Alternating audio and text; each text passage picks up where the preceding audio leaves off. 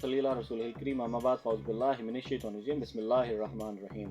عاشورہ کے دن چل رہے ہیں، محرم کے دن چل رہے ہیں، عاشورہ کے دن چل رہے ہیں، اور امام حسین علیہ السلام کو یاد کیا جا رہا ہے، ان کی داستان سنائی جا رہی ہے، ان کے غم کو تازہ کیا جا رہا ہے، اور ساری حقیقتیں بیان کی جا رہی ہیں سوائے ایک حقیقت کے۔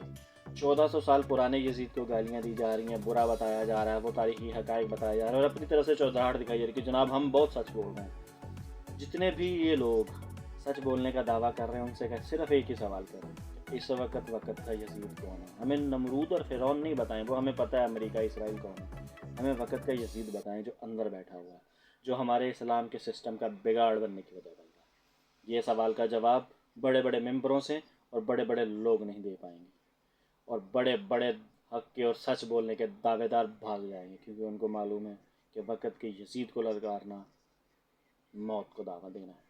نیکسٹ ویڈیو تک مجھے دیجیے اجازت۔ اللہ حافظ۔